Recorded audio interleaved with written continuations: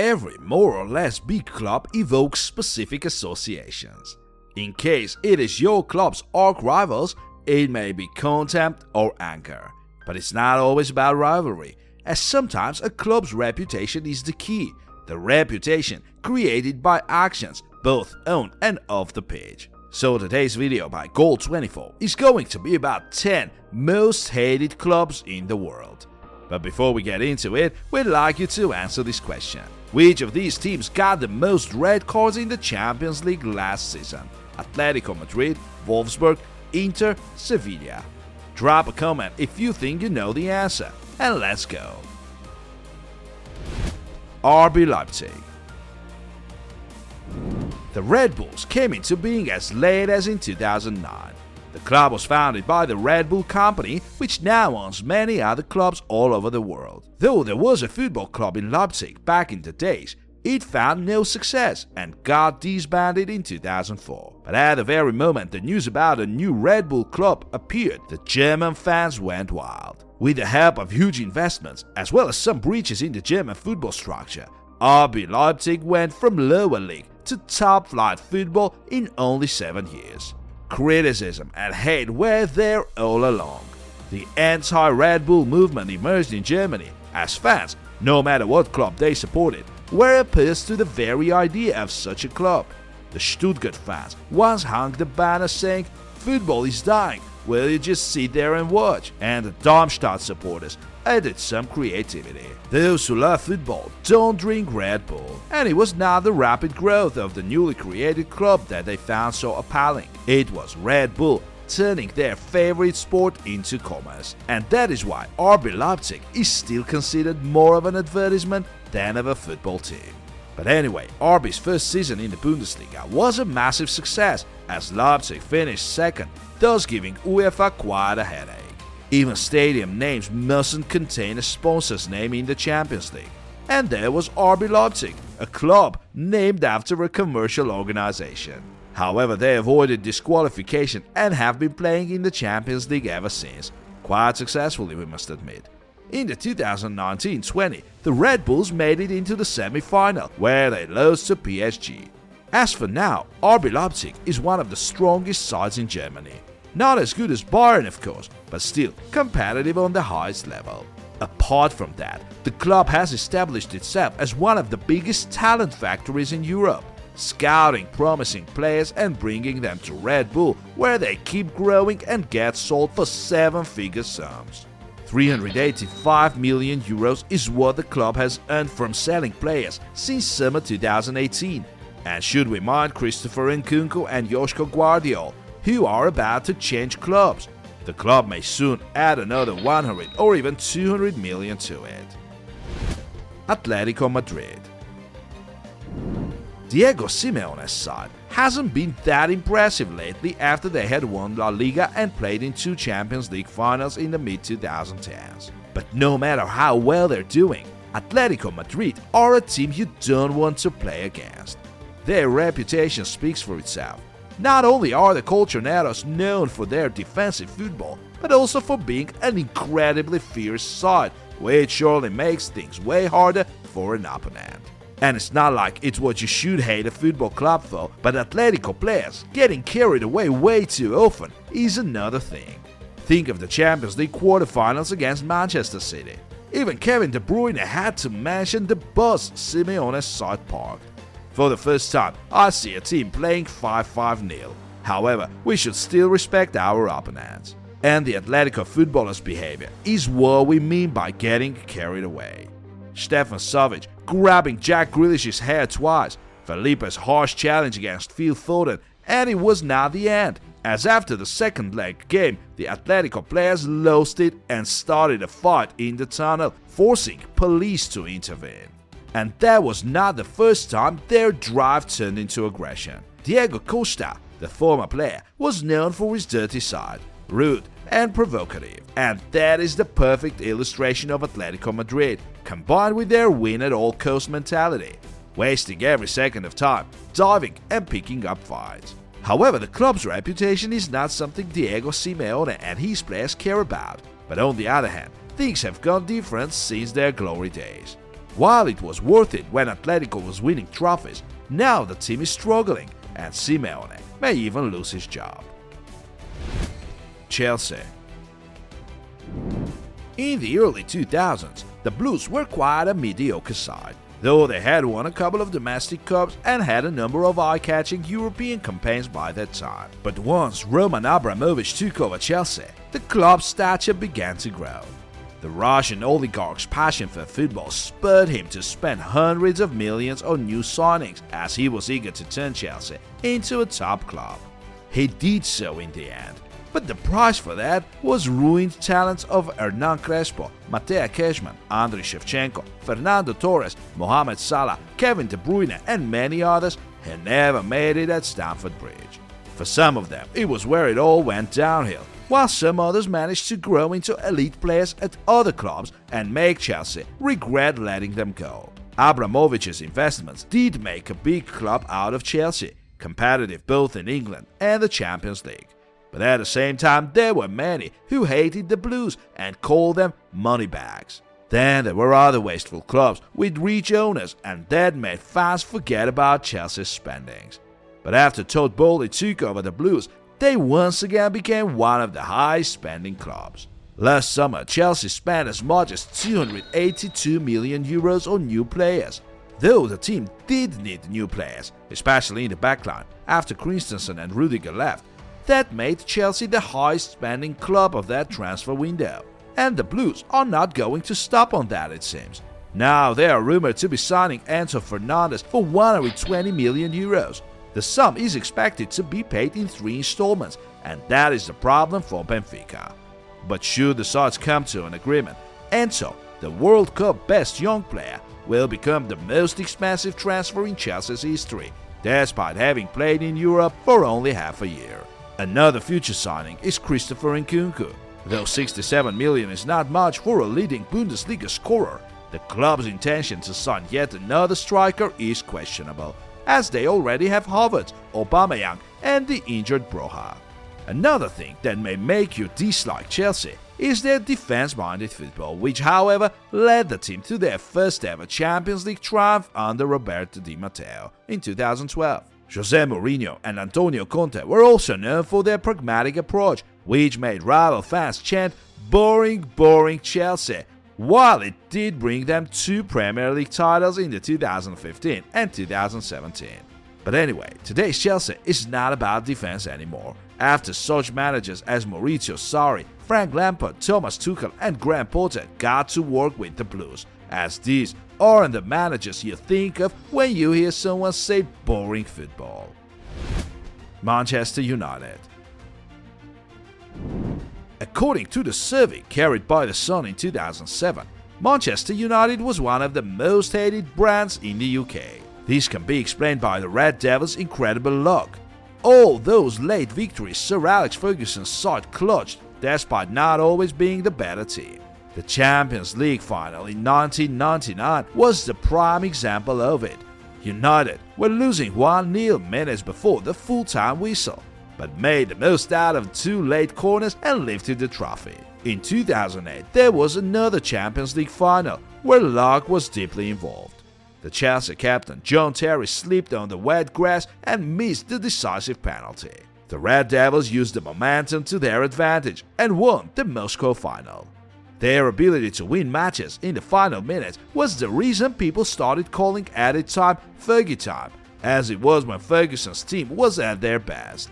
Since Sir Alex retired, however, there hasn't been that many late wins for United, which surely pleases their rivals. Since Ferguson left the club, the Glazers, the club's owners, have spent €1,595 million on signings, and yet United didn't win a single Premier League title. The Red Devils found no luck in Europe either, so all they got was a couple of domestic cups and the Europa League. You can't help but consider that a disaster. Such money can build you a most solid trophy-winning team, provided they are spent wisely. United, in their turn, spent hundreds of millions on Paul Pogba, Romelu Lukaku and Angel Di Maria, but none of them was worth the money in the end. So now, after United fans had been mocking their rivals for years for their lack of traditions and massive spendings, Man United became a money bag itself, and most importantly, failed to win a single major trophy. The recent interview Ronaldo gave to Piers Morgan pretty much cleared things up and let us know more about the club's infrastructure, and it certainly didn't please the United owners, who are ready to sell the club. Bayern Munich. Bayern Munich, a club of incredible history, has been the undisputed champion of Germany for a decade. Some rivals, however, tend to see this as unfair competition. In the early 2000s, Borussia Dortmund won 2 Bundesliga titles in a row. After that, it was Bayern's turn to leave the trophy in 2013. It could have been a great competition for years to come, but Bayern started signing their rivals' key players, one after another. Thus, in 2013, the young talent Mario Götze, Borussia's rising star, moved to Bayern. A year later, they signed their biggest striker, Robert Lewandowski. And then Mats Hummels was brought back to Allianz Arena after many years away from the club that raised him. Robert Lewandowski ended up being the only good signing out of these 3 ex-Borussia players. The Pole became the second best Bayern goalscorer, while Hummels and Götze had to go back to their old club. But that Borussia side was nowhere near as good as they used to be when they won the Bundesliga and reached the Champions League final. The same thing happened to RB Leipzig, as Bayern took Dayot Upamecano and Marcel Sabitzer from them, in addition to the head coach Julian Nagelsmann. Apart from the local stars, they were those who moved to Bayern from another leagues and helped Bayern assert dominance over Germany. Though Bayern is indeed a big problem for other German clubs, the thing is that players do wish to move to Munich, as they benefit from it both financially and professionally. Should another rich team appear in Germany, it might change the current balance of power, because for now, the budgets of Bayern and any other given German club are incomparable. Juventus. The Bianconeri and Bayern's transfer policies had a lot in common, and just like Bayern, Juventus dominated the Serie A. Their dominance, however, ended in 2020, after they had won the league 9 times in a row, and just like Bayern, they were signing players from their rivals on a regular basis. Players like Miralem Pjanic from Roma and Gonzalo Higuain from Napoli. But their domestic hegemony is not the only reason why so many football fans hate Juventus, as there's been a number of games where referees looked biased towards Juventus in recent years. All those games make us recall the Calciopoli scandal, which was a severe blow to the club's reputation. The Bianconeri won 2 league titles in the mid-2000s, but was stripped of them and demoted to Serie B after Massimo Moratti, the Inter chairman, unveiled the phone records of Luciano Moggi, the Juventus managing director, conspiring with referees. Should we recall some more controversies, we may think of Andrea Agnelli, the owner, still remaining one of the Super League advocates. The reason for that was the financial problem the club had to face due to Corona crisis. As for Juve's performance, it seems like once again there will be some other team winning the Serie A for the 3rd time in a row.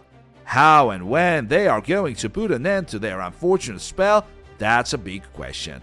Though Juventus has finally started making steps towards getting out of it. The previous board got dissolved, but the thing is, that happened after yet another scandal. They concealed Ronaldo's salary and the club's income. So why should one like a club with such an attitude? Manchester City. City were no more than a mid-table side until the Arab Sheikhs bought the club in 2008. Now Man City is among the best both in England and in Europe. And what made it possible was, of course, the billions spent on signings. Meanwhile, the accusations of corruption keep coming, sometimes for a good reason. In February 2020, City got a 2-year Champions League ban for violating financial fair play rules, but in a couple of months, City appealed, won the case, and got away with it. Even Jose Mourinho, the Tottenham manager at that time, got furious with such a decision. It's a disgraceful decision. If City are not guilty, then why they have been fined 10 million euros? If you're not guilty, you shouldn't be fined. If they are guilty, the decision is also a disgrace, as then they should be banned from the competition. I don't know if Manchester City are guilty or not, but either way, it's a disgraceful decision.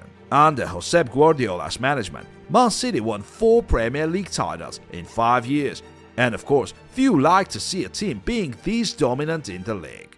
So another thing City are being accused of is signing the best players, thus leaving other teams no chance. But if we think about it, we can't help but notice that there's plenty of rich clubs in England, and that's the wise transfer policy that gives City the upper hand. But no matter what they do, there will still be haters calling them moneybags with no history. Barcelona. The club from Catalonia has a most impressive army of supporters, but the army of Barca haters is probably even bigger. The main reason for this is of course biased officiating. Just think of that very Champions League semi-final against Chelsea in the 2008-9 season. The Norwegian referee Tom Henning of Rebbe robbed Chelsea of at least 3 penalties, and Andres Iniesta's late goal was enough to send Barca straight into the final. Another good example is the Champions League fixture that took place in the round of 16 in 2017. Barcelona played PSG and made a most unbelievable comeback, winning 6-1 after they had lost 4-0 in the first leg. But it wasn't the only thing to remember about that game, as Denis Aitekin made a couple of very dubious decisions in favor of Barcelona. And there's no way we don't mention some of the Barca players' attitude towards diving. Too many of us still remember Sergio Busquets switching in pain after Thiago Motta barely touched him. The people in charge of Barcelona are also worth mentioning. Arrogant, but at the same time clueless. The former presidents Sandro Rosell and Josep Bartomeu still have troubles with the law after they got accused of financial fraud. As for Joan Laporta, his transfer policy is really questionable. All the money the club spends despite having debts of over 1 billion euros. Real Madrid. Just like Barca, Los Blancos were involved in an officiating scandal more than once. In the Champions League final in 2016, they played Atletico. Sergio Ramos was offside, but the goal still stood. Atleti found an equalizer, but in the end the penalty shootout was won by Real Madrid. The quarter-final against Bayern in 2017 was no less controversial. The German side were 2-1 ahead after 90 minutes of the second leg, so it went into overtime. Real Madrid then scored 3 goals and went through, but 2 out of these 3 goals were scored from an offside position. That's what the replays clearly show. The arrogance, which may be found in the very core of Real Madrid, is another thing that may drive a football fan mad. Real Madrid is known as one of the biggest clubs in the world, and Florentino Perez, the president, never shies away from mentioning their royal origin. And not to forget about Cristiano Ronaldo, the club's best goalscorer, the former leader, and the embodiment of arrogance. Real Madrid's players being way too aggressive on the pitch is another issue. Just think of the notorious centre-back duo Pepe Ramos, who were both known for being extremely rude players who caused many injuries, and whenever Real Madrid met Atletico or Barcelona, their tackles were always in the spotlight. The idea of the Super League is yet another thing that many fans found infuriating. The idea that belonged to Florentino Perez. It ended up being a total failure, but it will take us time to forget about. Speaking of Los Blancos' transfer policy, the club is known for throwing money at other clubs in order to sign the best, and that's what they still do. The former record signings were usually Real Madrid's ones. Zinedine Zidane, Cristiano Ronaldo, Gareth Bale, all those deals were record-breaking back in the days, and so it had been until there came an even more wasteful club. PSG. PSG had won only 2 League One titles by the beginning of the 21st century and hardly ever played in Europe. But it all changed in 2011, when the investment fund from Qatar took over. Since then, billions of euros have been spent and many star players have joined PSG. In 2017, Neymar was signed for Barcelona for the record sum of 222 million euros. In that very summer, another big player came to play at Parc des Princes, Kylian Mbappé, who cost the Parisians 180 million euros.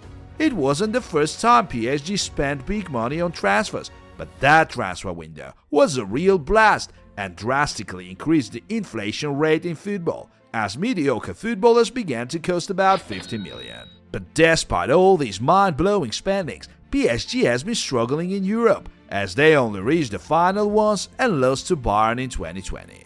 Many wonder how they avoid violating financial fair play rules while spending hundreds of millions, and many tend to explain that with the owners being on a first-name basis with the UEFA bosses. The president, Nasser Al-Khelaifi, keeps bashing the Super League idea while expressing his support to UEFA, which is also pretty suspicious, as it may be his desire to get along with UEFA to avoid financial audits. Javier Tebas, the La Liga president, expressed his discontent about Kylian Mbappé extending his contract with the Parisians and becoming the highest paid player in the world. He even filed a complaint and asked FIFA to investigate PSG's finances and determine if there was financial fraud involved. But Gianni Infantino, the head of FIFA, dismissed it immediately and asked Tebas to mind his own business. All the scandals and stories that keep happening at the club is another thing that may make PSG look more like a reality show than a football club. Since the season started, there have been 2 conflicts between Kylian Mbappé and Neymar, as they couldn't decide who was to take a penalty. After that, Mbappé stated that he shouldn't have signed a new contract and expressed his desire to leave the club as soon as possible. Mauricio Pochettino was so shocked with the dressing room atmosphere that he was rumored to resign in the near future, weeks after he was appointed head coach. Thomas Tuchel, yet another former coach, used to recall his days at Parc des Princes with his words: "Chelsea and PSG are antipodes in terms of management. At times, I felt like a minister of sports at PSG, as I had to manage the families and friends of the players. There's nothing wrong with hating a club, as big football means vivid emotions and fierce competition. But at the same time, it's not necessarily something wrong with the team. It's often about the rival fans feeling envious and bitter. There are still clubs that may be described as notorious, but after all, that is what brings them extreme fame and popularity. And what team do you hate? Please let us know in the comments and explain why. We're looking forward to you sharing your thoughts and arguments with us. See you soon.